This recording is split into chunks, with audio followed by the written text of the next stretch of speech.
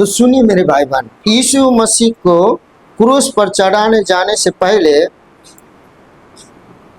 अन्यायपूर्ण तरीका से 6 जगह अलग अलग कहाँ ले जाया गया?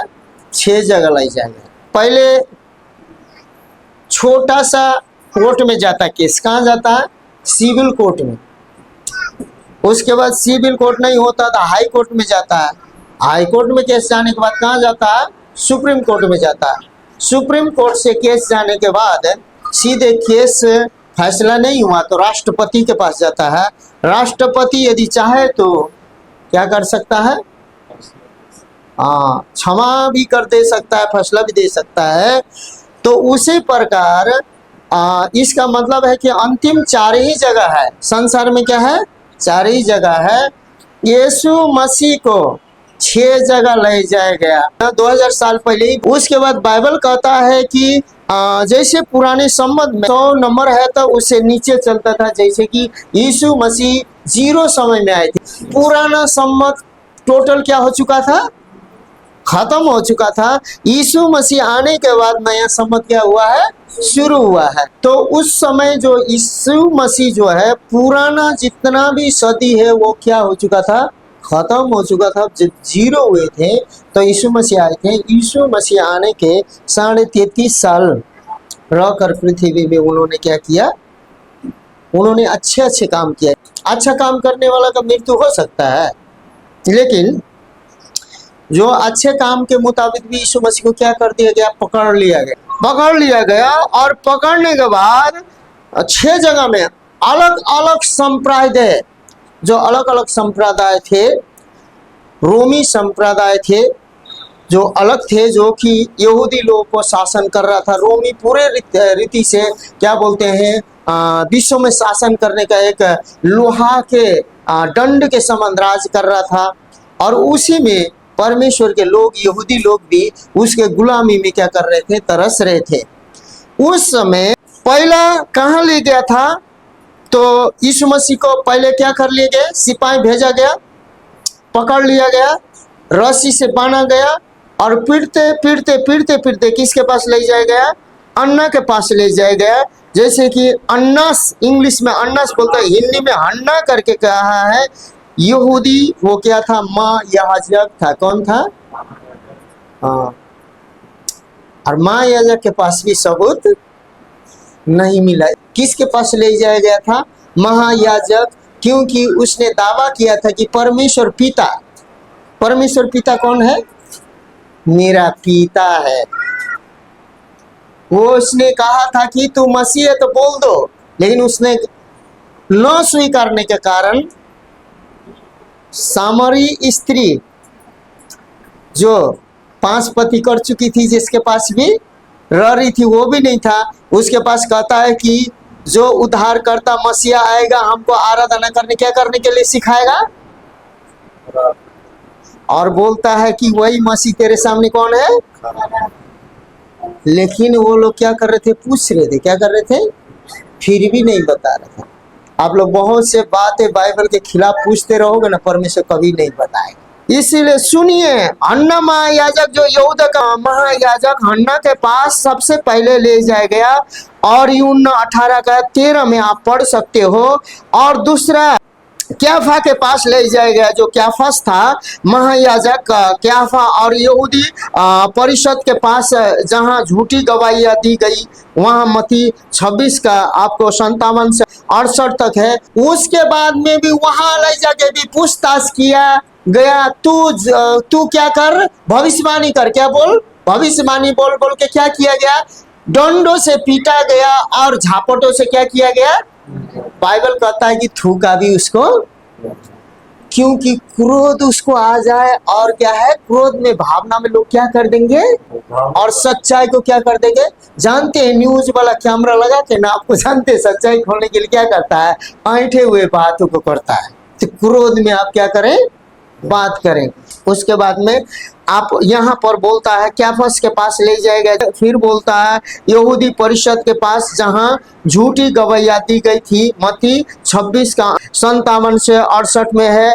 और तीसरा है महासभा में ले जाया गया, जहां यहूदी लोगों का बहुत बड़ा महासभा लगता था। सुबह होने पर यहूदी महासभा ने यीशु को मृत्यु दंड देने का फैसला किया। वहां पर क्या किया उन्होंने, झूठ मूठ बोलकर और झूठे गवाहियों को ढूंढकर क्या किया उन लोगों ने, झूठे गवाही को पैसा देकर ढूंढकर इसको ये बोलना कि इसने किसके खिलाफ बोला, परमेश्वर के खिलाफ, परमेश्वर के विरुद्ध के खिलाफ झूठे गवाही जुटा कर क्या किया, परमेश्वर को साबित करके उन्होंने निश्चय किया। लेकिन निश्चय करने के बाद भी उन्होंने वहां मार डालने का उनके पास अधिकार नहीं था, मार डाल नहीं सकते थे। तो उन्होंने किसके पास भेजा, बाइबल कहता है इसके बाद में पिलातुस के पास भेज दिया। पहली बार रोमन राज्यपाल पिलातुस के पास, क्योंकि यहूदी खुद किसी को जान से क्या नहीं कर सकते थे, हाँ, क्योंकि वो लोग मूसा के व्यवस्था को मानते थे। यीशु ने, परमेश्वर ने बोला था तू किसी का खून नहीं करना, तू हत्या नहीं करना, तू व्यभिचार नहीं करना, बहुत चीजों को उन लोग मानते थे। लेकिन यीशु को उन लोगों ने कभी भी स्वीकारा नहीं। इसीलिए उसके बाद में वहां पर उन लोगों ने भेजा। उसके बाद फिर हेरोद के पास पिलातुस ने यीशु को गलील का निवासी जानकर हेरोदस अतिपास के पास भेज दिया। लूका 23 का 6 से 12 तक पढ़ सकते हैं। क्योंकि पिलातुस के पास भी कोई कसूर, उसको कसूरवार नहीं ठहरा सका, तो कहाँ भेज दिया, फिर कहाँ भेज दिया, हाँ, हेरोदेस। हेरोदियो कौन था पता है, यीशु मसीह का जन्म से पहले ही 2 साल के बच्चों को क्या कर चुका था, सारे माँ के गोद को क्या कर चुका था, उजाड़ चुका था। 2 साल से नीचे का उसी में वहां पर भेजा गया। तो उसके बाद में फिर हेरोदेस ने किसके पास लौटा दिया, पिलातुस ही के पास लौटा दिया। 6 में लिखा है पिलातुस के पास लौटा दिया। फिर दूसरी बार हेरोदेस द्वारा वापस भेजे जाने पर पिलातुस ने अतत यीशु को क्रूस पर चढ़ाने के लिए सौंप दिया। और लूका 23 का 13 से 25 तक है। इन स्थानों के माध्यम से यीशु को बेगुनाह होने के बावजूद मृत्यु दंड का सामना करना पड़ा, जो परमेश्वर की योजना को पूरा करने के लिए था। तो आप अपनी योजना के तहत यहाँ मसीह में चर्च में आ रहे हैं, क्योंकि परमेश्वर के योजना से आप यहाँ हैं। 6 न्यायाधीश में न्यायालय में खड़ा किया गया। क्या यीशु मसीह कसूरवार मिला? नहीं मिला ना, क्योंकि उसने कभी भी कोई कसूर, क्योंकि वो संसार से पापमय शरीर से जन्म, पवित्र आत्मा के सामर्थ्य से शक्ति से गर्भ धारण किया था। भविष्यवाणी हुई थी, बाइबल कहता है कि अगम में ज्योति में रहने वाला पवित्र परमेश्वर संसार में आया था। आमीन। अब हम लोग मरकुस का पुस्तक को पढ़ेंगे। उसके बाद में यीशु मसीह जीवित था तो उसने एक बात कहा था, मरकुस कितना 7 का 14 से बोले थे, मनुष्य पापी जन्मता है, लेकिन मनुष्य इस पृथ्वी में आकर अशुद्ध होता है। पापी तो जन्मता है, लेकिन उसका अशुद्ध होना अब उसके विचारों से, स्वभाव से नहीं, उसके होठों से होते। तब उसने लोगों को अपने पास बुलाकर उनसे कहा, तुम सब मेरी बातें मेरी सुनो, तुम सब मेरी सुनो और समझो। पहले क्या करो, सुनो, उसके बाद क्या करो, सुनो। ये है कि यीशु मसीह आपके पापों को, अपराधों को, अधर्मों को, आपके गरीबी को, आपके बीमारी को, आपके निसंतानपन को, आपके सारे गुनाहों को क्षमा करने के लिए कलवरी क्रूस में कीमत चुका दिया है। विश्वास करो, सुनो, विश्वास करो। उसके बाद विश्वास करके समझ के आगे बढ़ो। आगे पढ़िए। ऐसी कोई वस्तु नहीं, ऐसी कोई वस्तु नहीं है जो मनुष्य में बाहर से समाकर उसे अशुद्ध करे। जो बाहर से समाकर कोई भी अशुद्ध नहीं कर सकता है। आप क्या बोलते हैं, किसी को छूकर एक दूसरे को शुद्ध अशुद्ध नहीं कर सकते हैं। लेकिन क्या है आगे, जो वस्तुएं मनुष्य के भीतर से निकलती है, परंतु जो वस्तु मनुष्य के भीतर से निकलता है वही उसे अशुद्ध करती है। वही मनुष्य को क्या करता है, शुद्ध। आप किसी को अशुद्ध करने के लिए कुछ करने की जरूरत नहीं है। आप कैसे अशुद्ध करती है? यदि किसी के सुनने के कान हो तो सुन ले, हाँ, अब पहले बोला कि सुनो और समझो, और यहाँ बोलता है किसी के कान हो। सुन ले। ये सारे 6 न्यायाधीश में न्यायाधीशों के पास कान था, लेकिन सौंदुकी फरीसी जो शास्त्री जो महायाजक पुजारी थे उनके पास कान नहीं था, क्योंकि वो लोग व्यवस्था पर चलते थे। व्यवस्था यीशु मसीह भंग करने के लिए नहीं आया था, पूरा करने के लिए आया था। यदि किसी के सुनने के कान हो तो सुन ले। सुन ले। जब वो भीड़ के पास से घर में गया, जब वो भीड़ के पास से घर में गया तो उसके चेलों ने इस दृष्टांत के विषय में उनसे पूछा। हाँ, चेले लोग खड़े होकर पूछे क्या काने क्या चाहता है, जल्दी जल्दी उसने- बोल दीजिए। उसने उनसे कहा, उसने यीशु मसीह ने चेले लोगों से कहा, क्या तुम भी ऐसे ना समझ हो? ये सब तो नहीं समझ रहे हैं, क्या तुम लोग भी ना समझ हो? क्या तुम नहीं समझते क्या तुम नहीं समझते? कि जो वस्तुएं बाहर से मनुष्य के भीतर जाती है, जो वहाँ से अशुद्ध नहीं कर वस्तुएं सकती, मनुष्य के बाहर से भीतर जाती है उसे कोई भी अशुद्ध, आगे पढ़िए, वह उसे अशुद्ध नहीं कर सकती, नहीं कर सकती। क्योंकि वह उसके मन में नहीं परंतु पेट से जाती है। हाँ, और क्या बोलते हैं, मन में नहीं, वो सीधा कहाँ जाता है, पेट में जाता है, और संडास में निकल जाती है। और संडास से, बाथरूम से, लैट्रिन से निकल जाती है। यह कहकर उसने सब भोजन वस्तु को शुद्ध ठहराया। और आदमी को फिर अशुद्ध क्या उसने- चीज से करता है? हाँ, उसने क्या कहा? फिर उसने कहा, हाँ। जो मनुष्य में से निकलता है वही मनुष्य को अशुद्ध करता है। अब तुझ में से, हम में से, भाई बहन क्या निकलता है उसी से मनुष्य को क्या करता है? अशुद्ध करता है। ये कौन कर रहा है? यीशु स्वयं का। किसको कर रहा है? अभी सुन कर रहा है, सुनने का कान किसके पास है? फिर यीशु ने उनसे कहा, जो मनुष्य में से निकलता है उसी से वही मनुष्य को अशुद्ध करता है। अशुद्ध करता क्या है? क्योंकि भीतर से अर्थात मनुष्य के मन से बुरे बुरे विचार, पूरे पहले विचार क्या है? बुरे बुरे विचार, ये सोच और विचार में दो अंतर है। शॉर्ट में समझाते थे, सुनिए। विचार जानते हैं, बहुत दिनों से षड्यंत्र करके क्या करता है, उसको प्लान करके विचार करके किसी काम को करता है। विचार एक सोच होता है, नहीं ऐसा करने से नहीं हो रहा है तो ऐसे ही कर देते हैं गलती से, वो बिगड़ा तो बिगड़ा, बना तो बना, वो सोच है। तुम भी आगे पढ़िए। बुरे बुरे विचार और बेविचार, पहले बुरे विचार से बेविचार, चोरी, हत्या, परस्त्रीगमन, लोभ, दुष्टता, छल, लूचपन,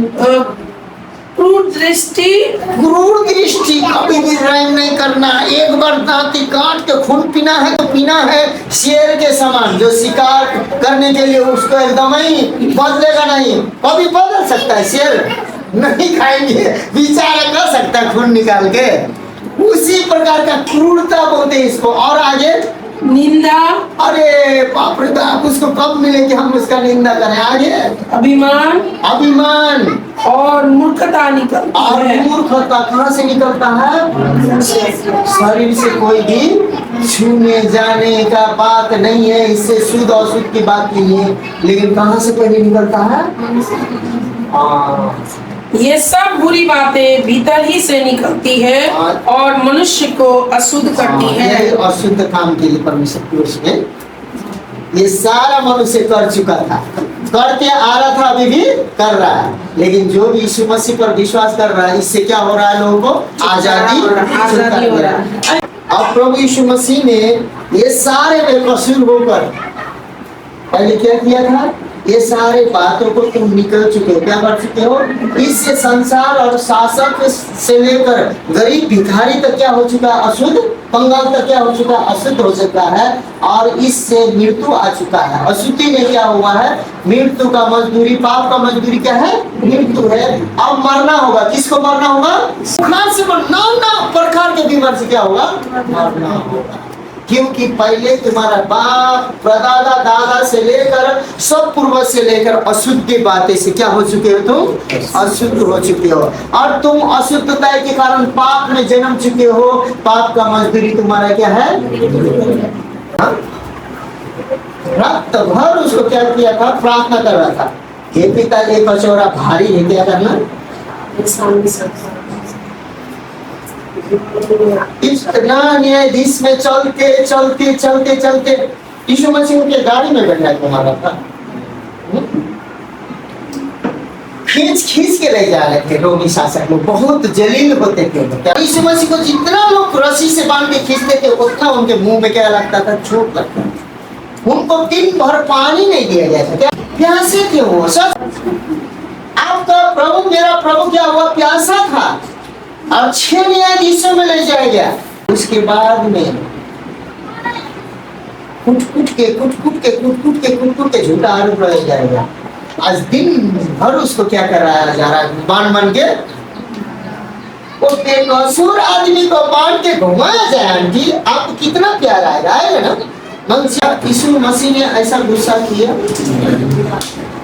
प्रेम को दिखाया। बोलता है कि बाइबल को कहता है कि यशायाह का पुस्तक में भविष्यवाणी करता है कि और नए में कहता है कि जो भी भविष्यवाणी करता है यीशु मसीह को जैसे एक भेड़ के समय वध करने के लिए जैसे ले जाया जाता है ऐसे क्या किया गया? ले जाया गया। और वध करने वाला भेड़ को ले जाया जाता है। उसके बाद जब तक काटने की जगह में नहीं पहुंचाएगा, मालिक यहाँ बैठेगा, वो भी क्या करेगा? रुकेगा, फिर चलेगा, रुकेगा, उसके बाद ले जाएगा। जब तक नहीं काट वो जहां जहां रुकाएगा आएगा। यीशु मसीह को भी 6 जगह ले जाया गया। वध करने वाले भेड़ वध करने पहले से जगह जगह घुमाया जाता है, ऐसे घुमाया गया। लेकिन वो बेकसूर भेड़ था। क्या था? और वो बोलने जानता था? नहीं जानता था। चंगा करने के लिए शब्द था उसके पास, था कि नहीं था? आंख का अंधा खोलने के लिए, अंधे का आंख देने के लिए शब्द था। लंगड़े को पैर देने के लिए शब्द था। वो लाजरस को जिलाने के लिए उसके पास शब्द था कि नहीं था? तो वो शब्द क्यों नहीं बोला? उसने क्यों नहीं बोला? नहीं बोला ना, क्योंकि पता है उसने पहले ही सिखा दिया था। पतरस को किसको सिखाया था? अशुद्ध से शुद्ध होने के लिए तो मुझे मरना ही है। लेकिन पतरस आता है, सुनो गुरुजी, संत की फरीसी लोग 7 बार क्षमा करते। कितने बार क्षमा करते हैं? पुराने नियम में बोलता है धार्मिक जन 7 बार गिनेंगे, कितने बार उठेगा? और वहां पर बोला गया है कि क्या बोलते हैं? आप 7 बार क्षमा करते हैं तो मुझे भी 7 बार क्षमा करना चाहिए ना, बोलता है ना पत्थर से यीशु मसीह के पास। यीशु मसीह बोलता है कि सुनो ना, 7 गुना कितना? 7 गुना 70 बार, मतलब जानते हैं डेली कितना बार उसको क्षमा करना था? 7 गुना 70 बार, 400 कितना बार आपको डेली क्या करना है? 7 बार क्षमा का पुराने नियम। लेकिन ऐसा बोला, लेकिन वो हम लोग से भी नहीं होगा। लेकिन यीशु मसीह ने ये सारे दिन भर कर रहा था। क्या कर रहा था? कसरत करके दिन भर सारे न्यायाधीश लास्ट अंतिम में भी बोला ना, यदि स्वर्ग से तुम्हें ये आदेश नहीं मिला होगा तो क्या पिलातुस तेरा एक भी चोट मुझ पर पार हो सकता था? लेकिन ये कहां से तय हुआ है? बोला कि नहीं जवाब में? बोला ना अंतिम में, तुझे मैं छोड़ सकता हूँ, तुझे हाँ छोड़ सकता था, उसके पास अधिकार था। लेकिन क्या उसका अधिकार का एक भी वैल्यू किया यीशु मसीह ने? तुम्हारा हमारा अधिकार का एक भी वैल्यू नहीं मेरे प्रिय भाई। ये पुरुष के बलिदान के सामने एक भी वैल्यू, तुम्हारे सुंदरता का, तुम्हारे भाषण का, तुम्हारे उसका, मेरे धनराज का भाषण का कोई भी वैल्यू नहीं है। यह वैल्यू है तो सिर्फ यीशु मसीह का बलिदान और हमारा विश्वास का वैल्यू है। इसीलिए परमेश्वर ने क्षमा किया कि नहीं किया, तो यहाँ पर बोलता है पूरा करने के लिए था। ये सारे 6 न्यायाधीशों में घूमने के लिए घुमाया गया। वो क्या है? परमेश्वर की योजना को पूरा करने के लिए और हमारे दंड के लिए। वो क्या है? सह रहा था। क्या कर रहा था? सह रहा था। उतना रात भर खून का पसीना बूंद बूंद छुआ कर प्रार्थना किया कि नहीं किया उसने? बाइबल कहता है कि आदम ने पाप करके भूमि को क्या कर दिया था, श्रापित कर दिया था। उसका लहू से उस दिन भूमि भी क्या हुआ, शुद्ध हुआ। यीशु का लहू जो पसीना बनकर टपका तो वो भूमि भी बाइबल कहता क्या हुआ, शुद्ध हुआ। एक मनुष्य के द्वारा संसार में पाप आई, पाप ने क्या किया, मृत्यु लाया, मृत्यु ने सारे संसार में राज किया। लेकिन ये दूसरा मनुष्य के द्वारा संसार में उद्धार, मुक्ति, छुटकारा, जीवन आया। वही जीवन सारा अनुग्रह से क्या कर रहा है, संसार में सुसमाचार राज कर रहा है। किसके द्वारा, बोलिए ना, मेरे द्वारा। क्रूस पर यीशु का 7 अंतिम वचन को भी देखेंगे। क्या करेंगे, 7 अंतिम वचन को देखेंगे। इतना पीटाई मार, उसके बाद जानते हैं अब ये अंतिम वचन कैसे बताया गया। 7 एक में है क्षमा का वचन, एक में है क्या है, क्षमा का वचन। अब आदेश मिला, कोरा के चोट कितने मारे गए थे। अब आप कुछ सुनिए भाई बहन, दिन भर घुमाएंगे, उसके बाद कोरा के चोट मारेंगे लाकर, उसका हालत क्या होगा। अब बाइबल कहता है कि उसका शरीर का सारा खून क्या होता है, हुआ था, कतर कतर खून क्या हो चुका था। मेरे प्रिय भाई बहन, आप उठ जाओगे, हाँ, लेकिन यीशु मसीह उठ कर क्रूस लेकर क्या कर रहा था, चलता। उसके बाद उतना तो सताया, तड़पाया गया बेकसूर को। उसके बाद में अब ये सारे वचन कहाँ हो रहा, क्षमा का वचन कहाँ हो रहा, इतने इतने लंबे, क्या लोहा के क्या थे, कील आपके सुई करता है तो कितना दर्द करता, कितना दर्द करता है उस कील से। उस कील में क्या है, कहाँ ठोका ठोका गया, हाथ पाँव में ठुक कर कहाँ टांग दिया गया।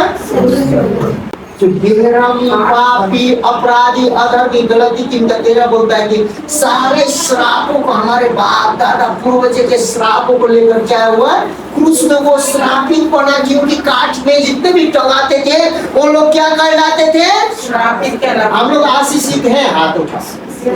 हाँ?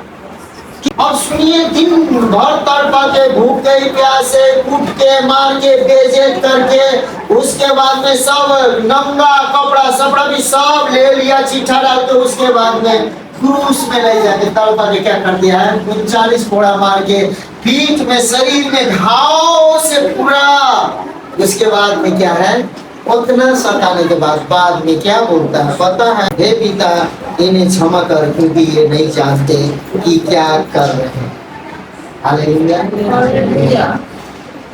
हम लोग भी नहीं जानते क्या कर रहे हैं, लेकिन हमारा पिता हमारे पाप को क्षमा करने के लिए, बाइबल कहता है कि अभी भी इब्राहिम की पुस्तक में यीशु मसीह तीसरा दिन बाद जी उठे थे कि नहीं थे, जी उठकर स्वर्ग में गए, पिता के दाहिने बावड़ी में बैठते हैं।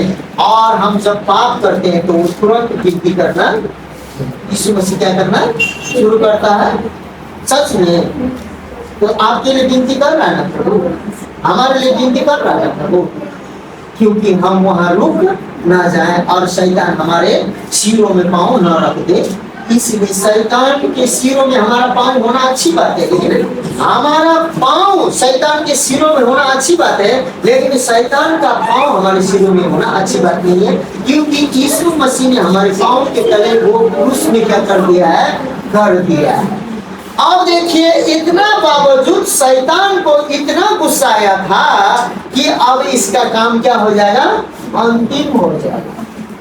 शैतान का काम है गुस्सा दिलाना, ईर्ष्या, डाहा, घमंड, नाना प्रकार के बातें लाना। अब दूसरी बात, अब ये किस हालत में क्षमा कर रहा है आप, उस जगह जिसे खोपड़ी करते हैं बच्चे, तो उन्होंने वहाँ उसे और उन कुकर्मियों को भी, एक को दाहिनी दूसरे को बाईं ओर क्रूस पर चढ़ाया। तब यीशु ने कहा, हे पिता इन्हें क्षमा कर, क्योंकि ये जानते नहीं कि क्या कर रहे हैं। इतना जुल्म कर दिया गया, क्या है, असहनीय क्या था, बेकसूर लोगों को अब इतना जुल्म करने के बाद यीशु मसीह को पता था, मैं तो सह रहा हूँ लेकिन पिता को दुख, अरे मेरा बेटी को ये अब माँ मारती है जोर से तो कुछ ज्यादा जुल्म कर देते, ज्यादा नहीं करो तो बोलते हम भी सीना तान के जाते, कभी कभी वो भी आ जाती है। अरे सुनिए, वहां पिता खड़ा होने वाला था इसका मतलब, लेकिन बेटा का शब्द क्या निकला?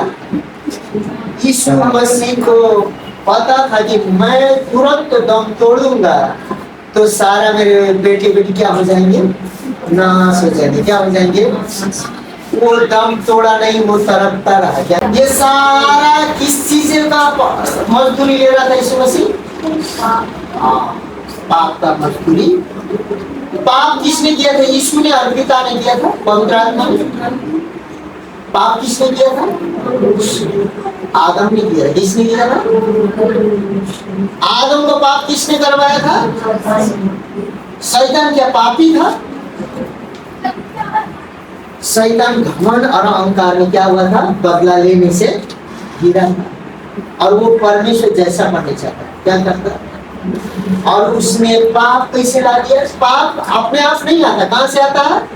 शैतान की ओर से आते हैं। पाप कहां से आता है? पाप शैतान की ओर से आता है और उस पाप को एक्सेप्ट करने पर पाप का मजदूरी क्या हो जाता है?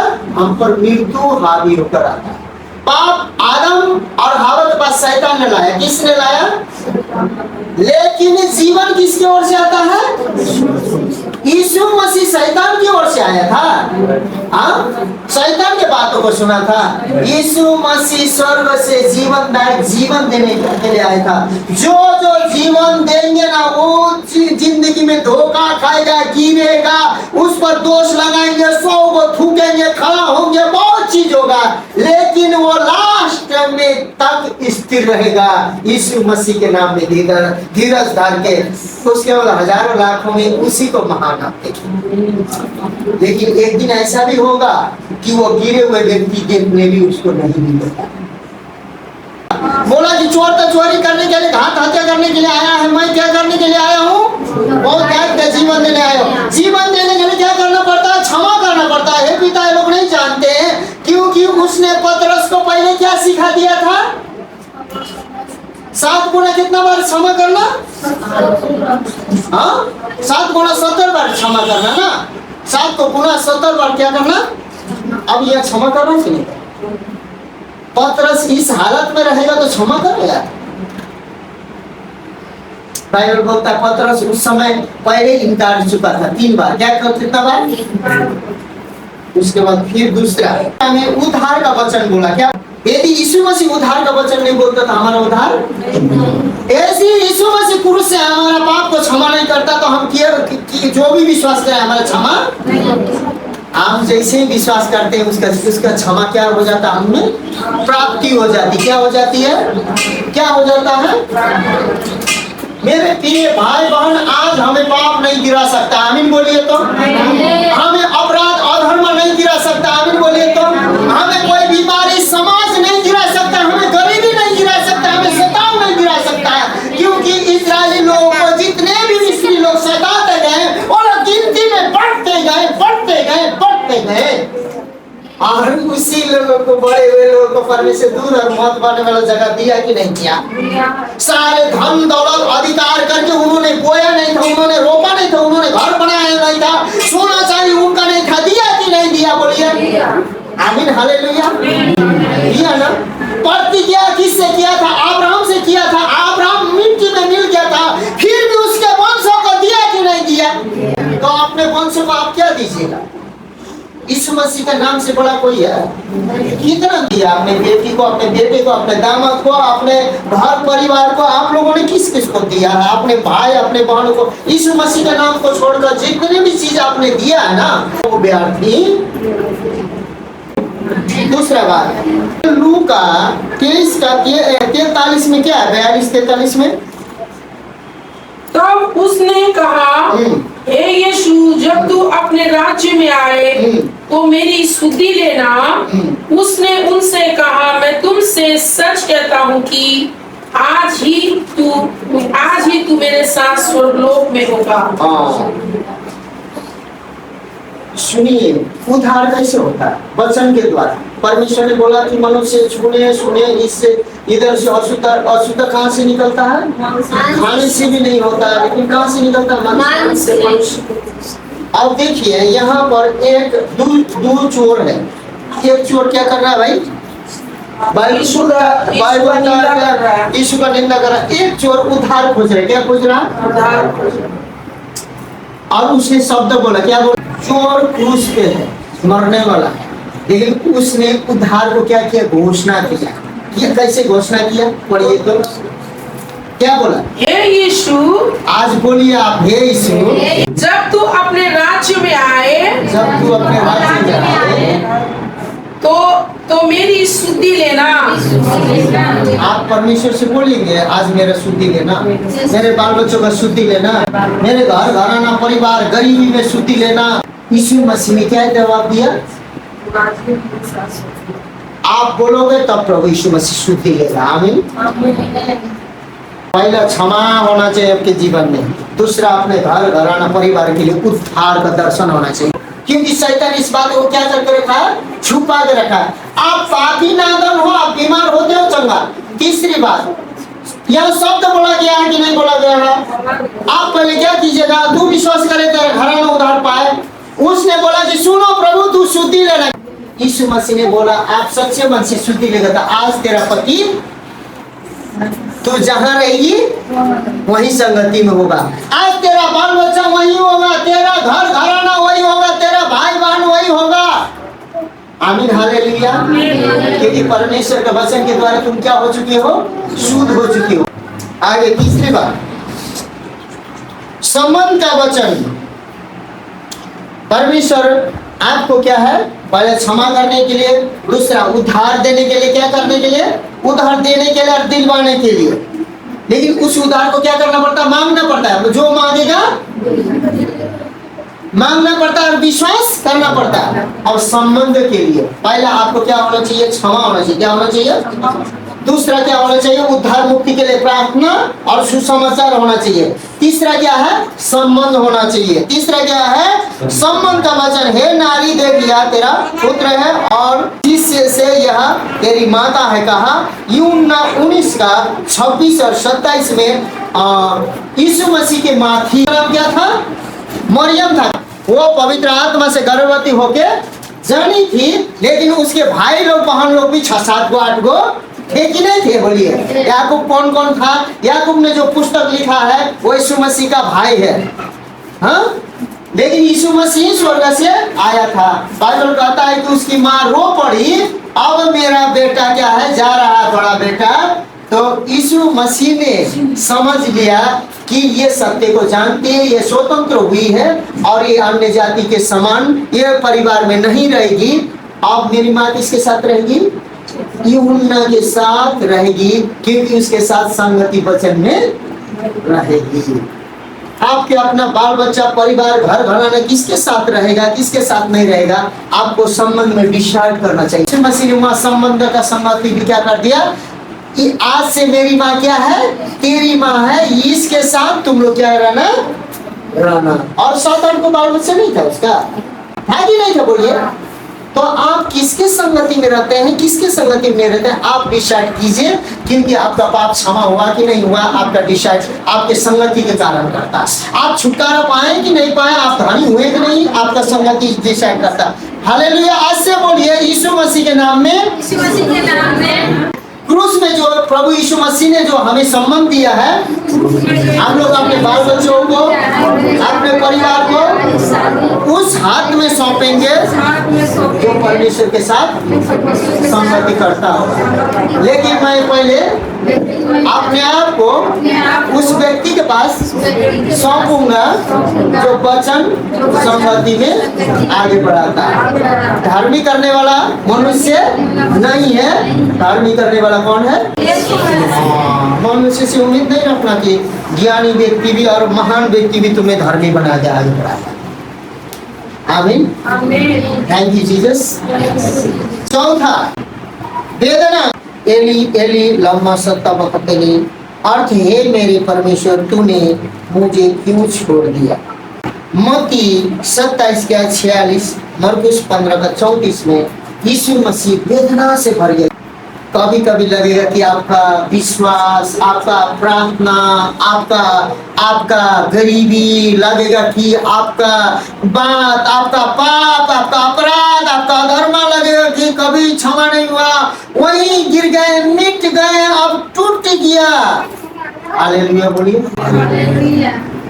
इस परिस्थिति से आपको बदनामी, आप दोष, नाना प्रकार के बातों से आप जब आप होके गुजर रहे ना, आप समझिए कि आप पिता के पास क्या करने वाले हैं, पहुंचने वाले। वेदना में उसने क्या किया, पिता के हाथ में अपने आत्मा को सौंप दिया। अब जब उसने पिता के हाथ में जब सौंप दिया आत्मा, तो पुनरुत्थान में मारने वाला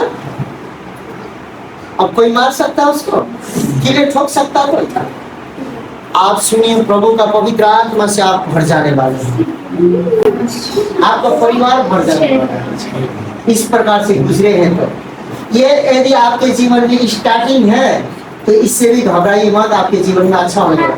यही तो है, आप अंत तक धीरज धरना है कि नहीं धरना, क्योंकि कौन किसका उद्धार होगा, जो अंत तक धीरज धरेगा उन्हीं का उद्धार होगा।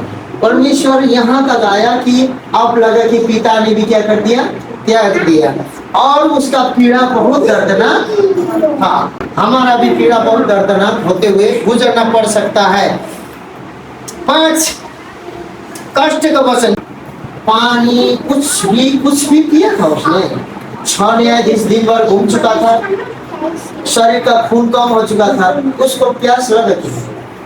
बाइबल कहता है कि उसने बोला कि कष्ट का वचन बोला, मैं क्या हूँ, लेकिन बाइबल कहता है कि किसी धर्मी पुरुष वहां नहीं था कि किसी कोई उसको पानी पिया। क्या पिया?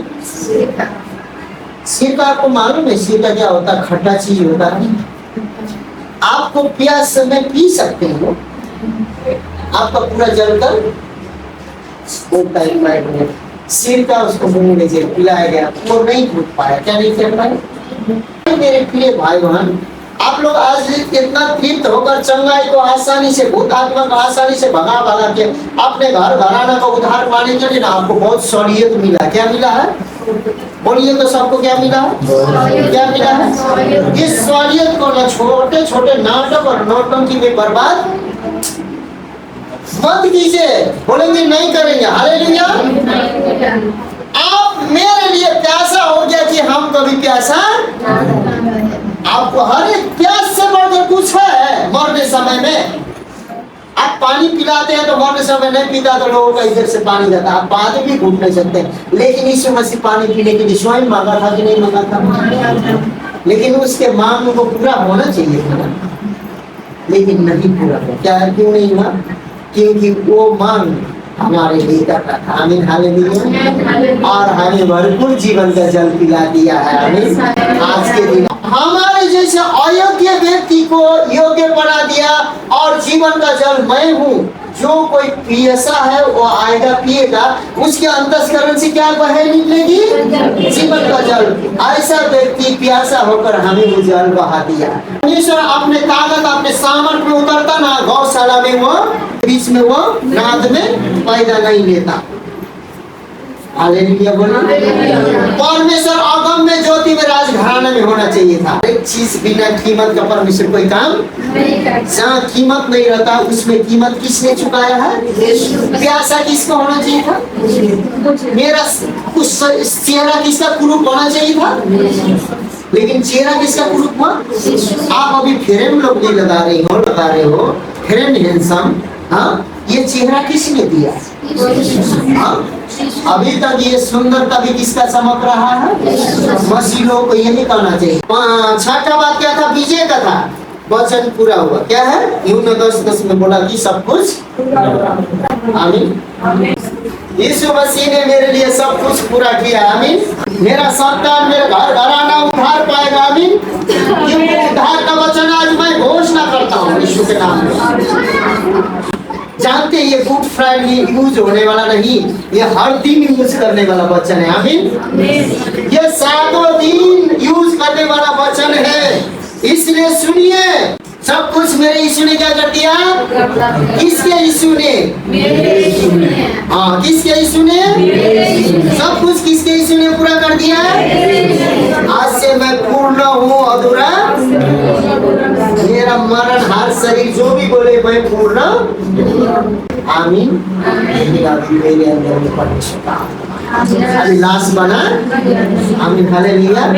तो यहाँ अंदर में जीवन बोल रहा है। आमीन बोलिए तो। इसलिए मेरे प्रिय भाई बहन बोलता समर्पण का वचन है, पिता मैं अपनी आत्मा तेरे हाथों में क्या कर देता हूँ? सौंप देता हूँ। लुका ये सातों वचन यीशु मसीह के अंतिम समय की पीड़ा और उनके मानवीय ईश्वरीय रूप को दर्शाता है। वो ईश्वरीय सामर्थ्य में था लेकिन मानव शरीर में था। आमीन। हम लोग मानव शरीर में हैं, क्या है?